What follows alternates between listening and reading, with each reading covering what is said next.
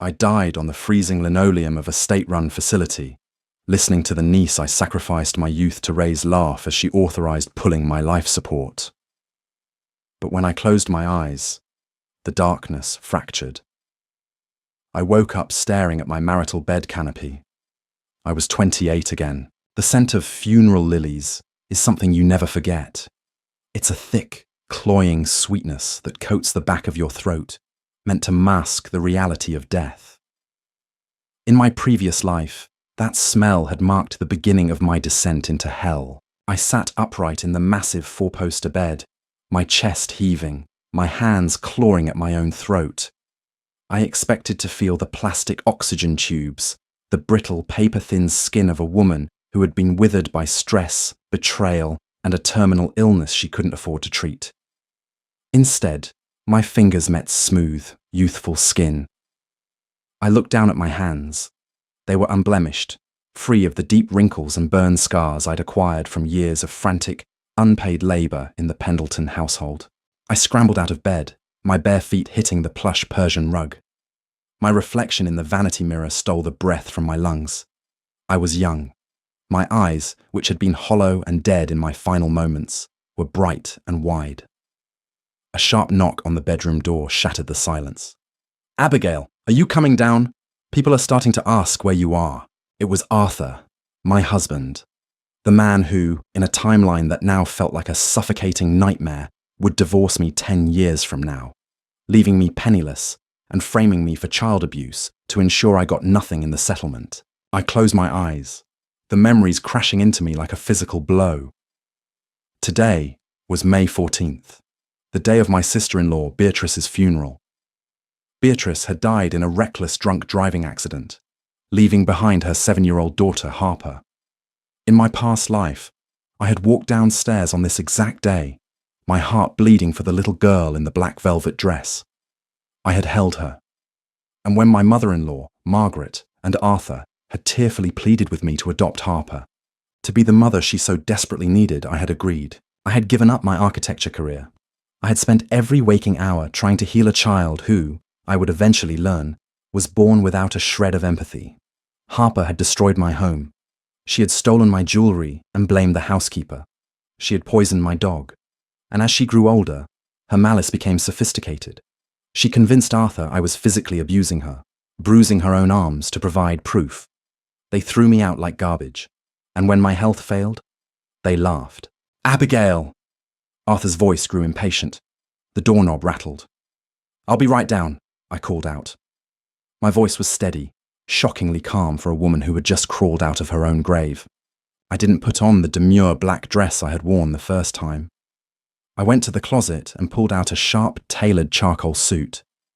It was the suit I used to wear to client meetings before Arthur convinced me that a Pendleton wife shouldn't work. I pulled my hair back into a tight, severe chignon. I looked like a woman going to war, because I was. When I descended the sweeping mahogany staircase of the Pendleton estate, the quiet murmur of the wake stopped for a fraction of a second. Down in the parlor, the air was thick with the scent of espresso, expensive perfumes, and those damn lilies. Arthur stood by the fireplace, nursing a scotch. He looked handsome, tragic, and entirely weak. Sitting on the velvet sofa was Margaret, dressed in impeccable morning couture, dabbing at dry eyes with a lace handkerchief. Beside her sat Harper, 7-year-old Harper. With her golden curls and wide, tear-filled blue eyes, she looked like an angel. But looking at her now, I didn't see an orphan. I saw the 20-year-old sociopath who had smiled while signing my DNR. A cold, hard knot formed in my stomach, turning my blood to ice.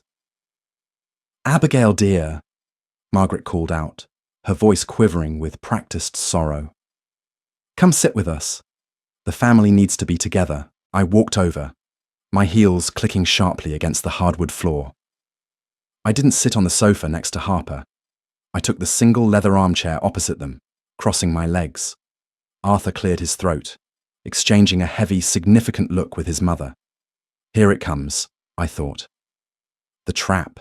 "Abby," Arthur began, his tone taking on that soft, patronizing cadence he used when he wanted something. "Mother and I have been talking. This is a tragedy, A horrific tragedy, but we have to think about Harper's future. Yes, I said smoothly. We do. Margaret leaned forward, placing a manicured hand over Harper's. Beatrice was a wild soul, but she loved her daughter. And now, Harper has no one. Arthur is too busy running the firm, and my health simply won't allow me to chase after a child. But you, Abigail, you have such a gentle maternal heart. We all know you've been wanting a baby. That had been the knife that twisted my heart in my past life. I had struggled with fertility. They knew it, and they weaponized it. You're already family, Arthur added, stepping closer to my chair. We want you to legally adopt her, Abby. Be her mother. It's what Beatrice would have wanted. Family steps up when things get hard. The room was quiet. A few distant relatives lingering near the buffet table were pretending not to listen, but the silence was absolute. In my previous life, I had wept. I had knelt on the floor, taken Harper into my arms, and promised to love her as my own. I looked at Arthur, then at Margaret, then finally at Harper. The little girl was staring at me, her face a mask of tragedy, but I caught the slight, calculating twitch of her lower lip. She was already measuring me. No, I said. The word dropped into the quiet room like a live grenade. Arthur blinked, his handsome face going slack. What? I said no. I kept my voice entirely conversational, as if declining a second cup of tea. I will not adopt Harper. I will not raise her. She is your sister's daughter, Arthur. Your blood, not mine. Margaret gasped, clutching her pearls in genuine, unscripted shock. Abigail, how can you say such a monstrous thing? She's a grieving child. And I am an architect, Margaret, not a pediatrician or a grief counsellor, I replied, my gaze unwavering. I married Arthur, not Beatrice. I am deeply sorry for your loss, but I am not sacrificing my life, my career, and my mental sanity to raise a child that isn't mine. If you are too old to raise her and Arthur is too busy, I suggest you look into the finest boarding schools. God knows the Pendleton Trust Fund can afford it. Abigail Pendleton! Arthur roared, his face flushing a dangerous mottled red. He slammed his scotch glass onto the mantelpiece, shattering it. Have you lost your damn mind? My sister is in the ground. Which is why you should be focusing on honouring her memory, not figuring out how quickly you can dump her responsibilities onto your wife, I said, standing up. I smoothed the front of my jacket. I'm going upstairs. I have a headache. I turned my back on them and walked away. The sound of Margaret's outraged sobbing and Arthur's furious cursing echoing in my wake. I felt a smile touch my lips. The chain was broken. Now it was time to run. I didn't actually have a headache. What I had was a 2-hour window. While Margaret wailed in the parlour and Arthur played the role of the beleaguered, betrayed husband to their wealthy friends, I was in our master bedroom, executing a plan born of 10 years of bitter hindsight. Saying no was just the first step. I knew the Pendletons. I knew their pride, their venom, and their sheer, unadulterated entitlement. By tomorrow morning, they would rally. They would try to guilt me, isolate me, and financially leverage me into submission. I had to sever the rot before it could spread. I pulled my largest leather suitcase from the top shelf of the walk-in closet. I didn't pack Arthur's gifts, the flashy designer dresses meant to show me off like a trophy, or the expensive, uncomfortable shoes. I packed my jeans, my comfortable sweaters, my drafting tools. Most importantly, I went to the hidden floorboard beneath my vanity. In my past life, I hadn't opened this until it was too late. Inside was a steel lockbox. It contained the jewellery I had inherited from my grandmother, solid, antique pieces worth a small fortune, and my passport. But more crucially, it held the hard drive Arthur thought he had permanently erased. Before we married, I had occasionally helped Arthur organise his home office. Being a meticulous architect, my brain loved numbers and patterns. I had made copies of his financial ledgers. In my past life, I thought nothing of the odd shell company transfers I saw. I thought it was just corporate tax strategy. It wasn't until the divorce that I realised Arthur had been embezzling from his own family's company to fund a gambling habit and a mistress in Chicago. I dropped the hard drive into my purse. It felt heavier than gold. It was my shield and my sword. Arthur burst into the bedroom just as I was zipping the suitcase. His face was a mask of incredulous rage. "What the hell do you think you're doing?" he demanded, striding across the room and grabbing my arm. I looked down at his hand, then up at his face. The coldness in my eyes must have startled him because his grip loosened just a fraction. "Take your hand off me, Arthur." He dropped his hand but stepped into my space, looming over me. "You embarrassed me in front of half of Boston society. You acted like a cold, heartless bitch toward an orphaned child. And now you're throwing a tantrum and packing a bag. Grow up, Abby." "I am grown up," I said softly. "That's the problem. I see exactly what this marriage is. You don't want a wife. You want a maid you can sleep with and a free nanny to clean up your family's messes. I resign." "Resign?" He let out a harsh, barking laugh. "You can't just walk away. We are married. You owe this family." "I owe this family nothing," I snapped, my voice finally rising, echoing with the ghosts of 1,000 past injustices. "I owe you nothing. Have your mother raise her, or hire a team of nannies, but you will not break my back to carry your burdens." I grabbed my suitcase handle and bypassed him. He tried to block the door. "If you walk out that door," Arthur hissed, his eyes narrowing into ugly slits, "I will cut off your credit cards.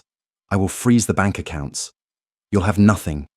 You'll be crawling back here in a week, begging for forgiveness." I let out a soft, genuine laugh. "Freeze them, Arthur. See if I care."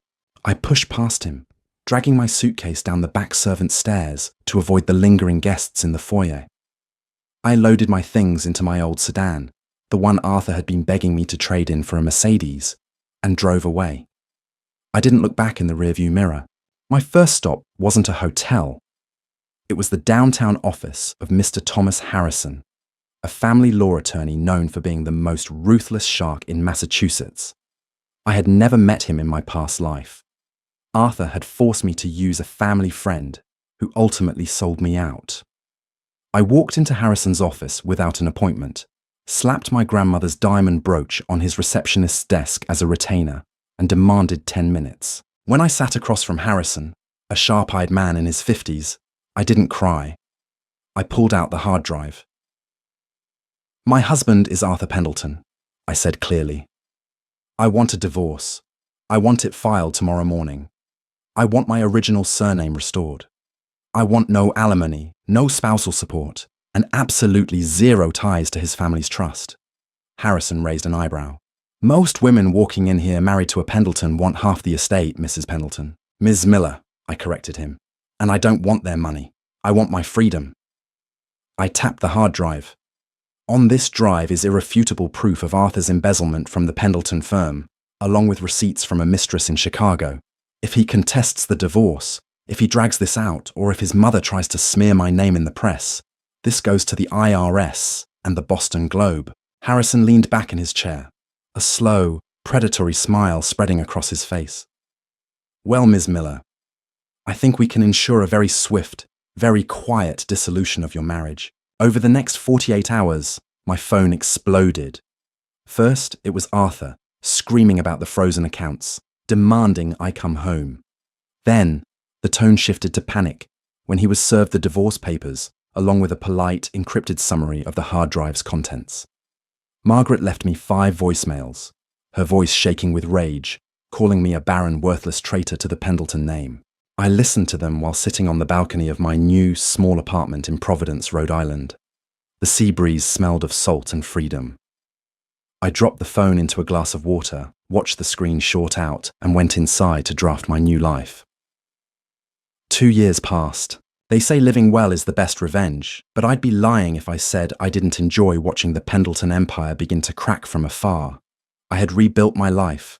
I opened a boutique architectural design firm in Providence. It was small, but it was mine. I drank good wine, slept peacefully through the night, and never, ever had to check my jewelry box to see what was missing. I kept tabs on the Pendletons through an old friend, Sarah, who still ran in those elite Boston circles. The divorce had been finalized with record speed. Arthur, terrified of federal prison, had signed everything Harrison put in front of him. But the real show wasn't the divorce. It was Harper. Without me there to act as her emotional punching bag, her target practice, and her shield, Margaret and Arthur had been forced to bear the full, unfiltered brunt of raising Beatrice's daughter. And it was destroying them. Margaret, believing that love could be bought, had spoiled the child rotten. By the time Harper was 9, she was a pint-sized tyrant. "You wouldn't believe it, Abby," Sarah told me over a lunch of oysters and champagne. "Margaret went through 6 nannies in the first year alone. One of them actually threatened to sue.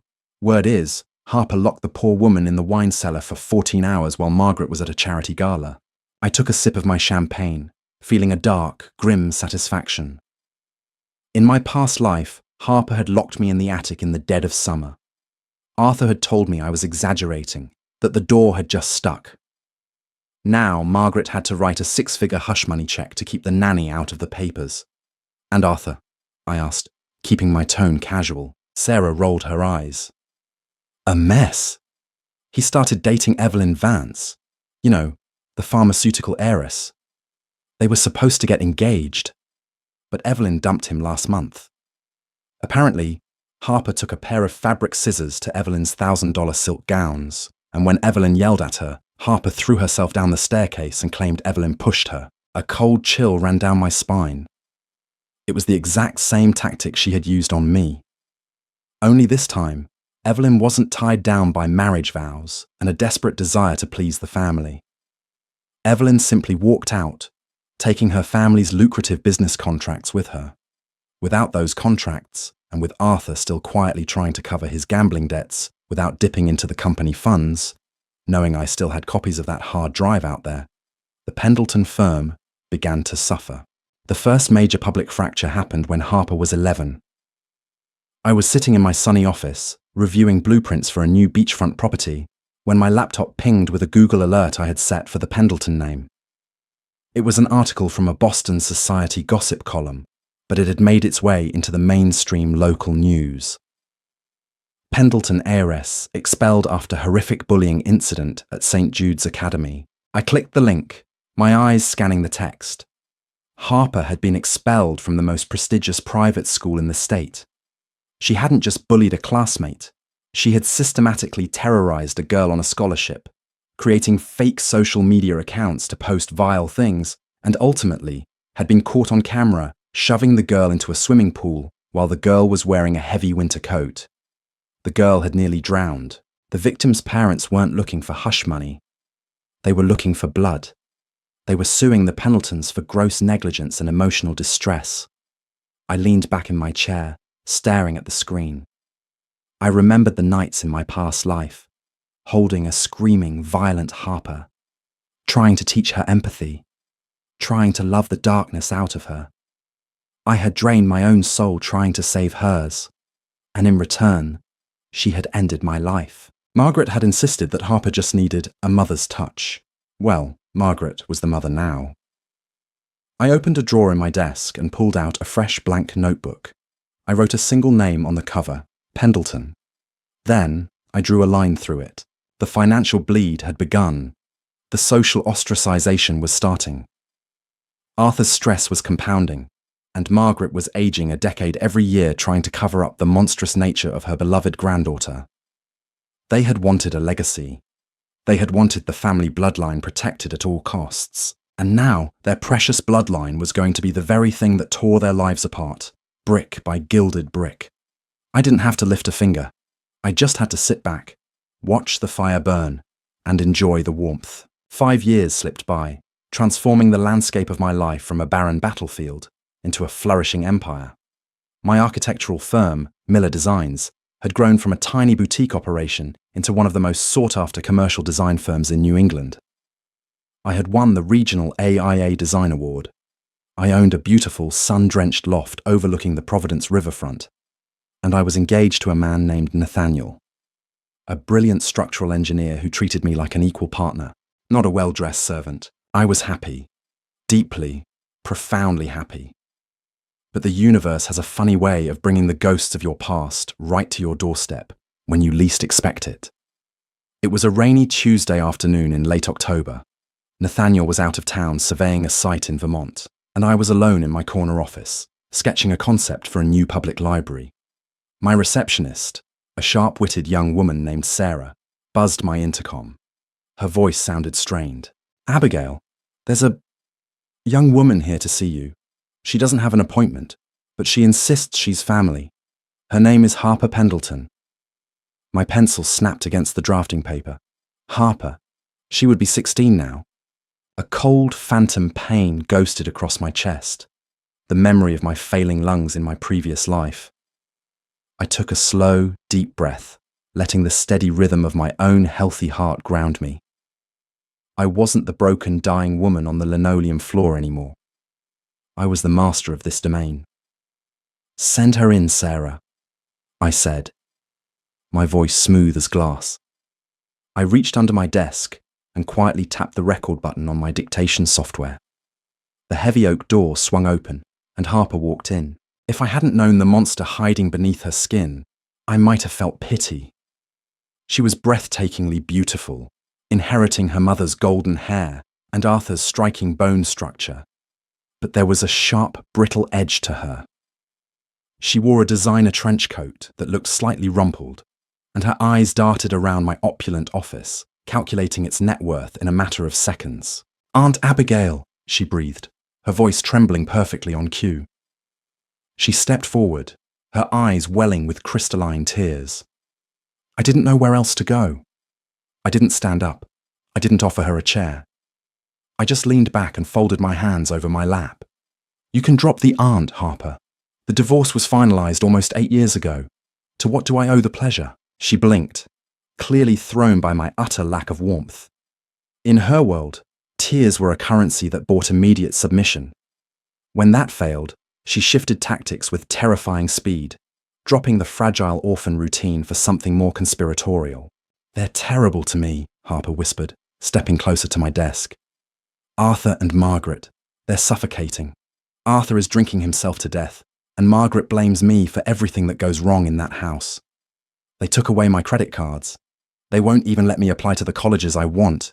It's abusive, Abigail. It really is." She leaned forward, planting her perfectly manicured hands on the edge of my mahogany desk. "I read about your award in the Globe. You're doing so well. I just thought, maybe I could come live with you, just until I turn 18. I could intern for you. I just need to get away from them before they destroy my life." I stared at her. It was genuinely fascinating to watch the sociopathy at work. She was using the exact same playbook she had used in my past life to turn Arthur against me, playing the desperate, abused victim, banking on my maternal instinct to save her. She thought I was the same soft-hearted woman who had cried at her mother's funeral. She didn't know I had watched her smile while I died. "Let me tell you a story, Harper," I said, keeping my tone conversational. "When you were 11, you pushed a scholarship student named Maria into a freezing swimming pool because she wore a dress you didn't like. Margaret paid $1 million settlement to keep you out of juvenile detention. When you were 14, you were caught stealing prescription painkillers from Arthur's current girlfriend and planting them in the housekeeper's bag. The housekeeper was fired, lost her pension, and nearly went homeless." Harper's face hardened, the faux innocence evaporating, replaced by a cold reptilian stare. "You've been spying on us?" "I don't need to spy. Your family's scandals are practically public record," I replied calmly. "You didn't come here because you're abused. You came here because the Pendleton well is finally running dry. Arthur's gambling debts have caught up with him. The firm is bleeding clients, and Margaret is too old to protect you. You see a new, wealthy target, and you want to leech onto me. You selfish bitch," she spat, her true face finally showing. The venom in her 16-year-old voice was identical to the 20-year-old who had signed my DNR. "You owe me. If you had just adopted me like you were supposed to, my life wouldn't be a mess. You ruined everything by leaving." I couldn't help it. I laughed. It was a rich, genuine sound that echoed in the quiet office. "I didn't ruin your life, Harper. I just refused to let you ruin mine," I said, leaning forward, my eyes locking onto hers. "Now get out of my office before I have building security escort you out and call the police for trespassing." She glared at me, her chest heaving, her fists clenched so tightly her knuckles were white. For a second, I thought she might lunge at me, but cowards only strike when they have the upper hand. She spun on her heel and stormed out, slamming the door so hard the glass partitions rattled. I stopped the recording, saved it to a secure cloud drive, and went back to sketching my library. I thought that would be the end of it. But Harper's desperate visit was merely the symptom of a much larger terminal disease within the Pendleton household. 3 days later, Arthur appeared in my lobby. If Harper looked rumpled, Arthur looked completely destroyed. The dashing, arrogant heir I had married was gone. His hair was thinning and heavily greyed.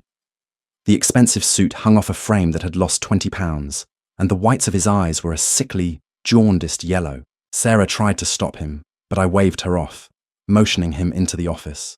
I wanted to see this. He didn't try to manipulate me. He was too broken for that. He collapsed into the leather guest chair and buried his face in his hands. "You were right," he whispered, his voice cracking. "God, Abigail, you were right." I remained silent, letting him drown in the quiet of the room.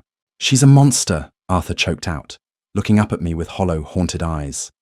"I don't know what she is, but she isn't normal. Nothing works. Therapy, boarding schools, discipline.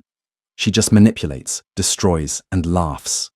I found my golden retriever dead in the garden last month, Abigail. The vet said it was antifreeze. Harper claimed she didn't know anything about it, but I found the bottle under her bed. When I confronted her, she just smiled. She smiled at me. The exact same thing she had done to my beloved terrier in my past life. A fierce wave of vindication washed over me. Margaret had a mild stroke last week, Arthur continued, his hands shaking violently as he gripped the armrests. The stress. It's killing her. And the firm. Abigail, we're bankrupt. The lawsuits, the hush money, my poor investments. The bank is foreclosing on the Back Bay estate at the end of the month. He looked at me with pathetic, dog-like desperation. I need a loan, Abby. Just to keep Mother in the house until she passes. $500,000. You have it. I know you do. I'll sign whatever you want. I'll give you equity in the firm. The firm is worthless, Arthur, I interrupted, my voice devoid of any pity. And I wouldn't give you 50 cents, let alone $500,000. Please, he begged, tears spilling over his eyelashes. She's going to destroy us. She's demanding access to Margaret's private safe. She says if we don't give her the family jewelry to sell, she'll go to the press and tell them I touched her. She's blackmailing her own father, Abigail. And what do you want me to do? I asked calmly. You wanted the legacy. You told me family steps up when things get hard. You called me a monster for walking away. I was blind, he sobbed. I'm sorry. I am so sorry. Apology accepted, I said crisply. Now leave, and do not ever contact me again. He stared at me, realizing the absolute finality in my eyes. There was no love left, no resentment, no anger, just total, chilling indifference. He pulled himself up, a hollow, empty shell of a man, and shuffled out of my office. The stage was set. The Pendleton house of cards was trembling in the wind, and Harper was the hurricane. The climax arrived 2 weeks later, broadcast live on the 4 o'clock news. Nathaniel and I were in the loft, packing for a weekend trip to Nantucket, when the breaking news banner flashed across the television screen. Historic Back Bay mansion engulfed in flames. I dropped the sweater I was holding. The aerial helicopter shot showed the sprawling, century-old Pendleton estate, the house I had once been expected to clean, maintain, and die in, completely consumed by a raging inferno. The roof of the west wing had already collapsed. Thick, black smoke choked the Boston skyline. Nathaniel came up behind me, wrapping his arms around my waist. Isn't that your ex-husband's family home? He asked quietly. Yes, I breathed, unable to tear my eyes away. It is. The story unfolded over the next 48 hours, and it was more grotesque and spectacular than any fiction I could have dreamed up. Harper hadn't just set a fire. She had orchestrated a catastrophe. Knowing the foreclosure was looming and that Arthur was entirely out of cash, Harper had decided to cash out her inheritance early. While Margaret was asleep, recovering from her minor stroke, Harper had broken into the master suite. She opened the wall safe, having memorized the combination years ago, and stole over $3 million in uninsured bearer bonds and the antique Pendleton diamonds. But Harper, in her supreme sociopathic arrogance, knew that Arthur would notice the theft immediately and call the police. To cover her tracks, she poured gasoline across the West Wing library, intending to make it look like an electrical fire that consumed the safe. She miscalculated. The century-old drywood and heavy velvet drapes went up like a powder keg. Harper managed to escape the house with her duffel bag of stolen goods, but the fire spread too fast for the others. Arthur, completely intoxicated on cheap scotch, barely managed to drag his mother out of the burning house before the second floor collapsed. The stress, the smoke inhalation, and the sheer shock of watching her beloved empire burn to the ground was too much for Margaret Pendleton's frail heart. She suffered a massive, fatal cardiac arrest on the front lawn, dying on the wet grass while the fire trucks wailed in the distance. Harper didn't even make it out of state. She was caught by the state police 3 hours later at a private airfield, trying to charter a flight to Miami using the stolen bonds to bribe the pilot. The pilot had recognized her from the news and locked her in the terminal office until the authorities arrived. Because of the accelerant used, the insurance company voided the policy entirely. Arthur was left with nothing but a pile of smoldering ash, a dead mother, and millions of dollars in debt. 6 months later, the trial of the decade concluded. I attended the sentencing. I didn't tell Nathaniel, and I didn't dress up. I wore a simple black coat and sat in the very back row of the crowded courtroom, blending in with the journalists and gawkers. Arthur sat at the defense table next to Harper's state-appointed public defender. He looked completely dead inside. He wore an ill-fitting suit he had clearly bought off the rack, his posture slumped, staring blankly at the polished mahogany table. Harper was brought in wearing a sterile orange jumpsuit, her wrists shackled to a waist chain. The golden hair was matted and dull. The designer clothes were gone. But her eyes were just as vicious as ever. She was 17 now, and because her arson had directly resulted in a death during the commission of a felony, she had been charged as an adult. When the judge handed down the sentence, 25 years to life without the possibility of early parole, the courtroom erupted into chaotic whispers. Arthur finally broke. He stood up, turning toward his daughter, his hands trembling. "Why?" he rasped, his voice echoing in the sudden quiet. "Why did you do this to us? We gave you everything. We loved you." Harper stopped walking toward the bailiff. She turned her head, looking at her broken father. A slow, chilling smile spread across her face, the exact same smile she had given me as the monitors flatlined in my past life. "Because you were weak, Dad," she said, her voice dripping with absolute contempt. "You were pathetic, and I was tired of waiting for you to die so I could get what was mine." Arthur collapsed back into his chair, sobbing uncontrollably, burying his face in his arms as the bailiffs dragged Harper out of the courtroom. She didn't look back. She didn't shed a single tear. I stood up quietly and slipped out the heavy wooden double doors of the courtroom. I walked out into the bright, crisp afternoon air of downtown Boston. The sun was shining. The city was bustling with life, completely indifferent to the tragedy that had just concluded inside those stone walls. I pulled my phone from my pocket. I had a missed call from Nathaniel and a text message that read, "Just finalized the permits for the library project. Let's celebrate tonight. Sushi or steak? Love you." I smiled, a deep, resonant warmth spreading through my chest. In another life, I had died a withered, broken husk, drained of all my love and resources by a family of emotional parasites. I had let guilt and obligation chain me to a sinking ship. But in this life, I had chosen myself. I had cut the anchor, and I had let them drown in their own toxicity. I typed back, "Steak and champagne. I'm coming home." I put my phone away and walked down the steps. The smell of funeral lilies and smoke was gone, replaced by the scent of fresh rain on the pavement and the intoxicating, undeniable perfume of absolute freedom. And that is the story of how I rewrote my destiny, leaving the Pendletons to be destroyed by the very monster they demanded I raise. Sometimes, the most powerful revenge isn't plotting someone's downfall. It's simply walking away and letting karma do the heavy lifting. If you love this dramatic tale of rebirth, justice, and absolute vindication, smash that like button. Share this video with anyone who needs a reminder to choose themselves. And don't forget to subscribe for more crazy true life stories.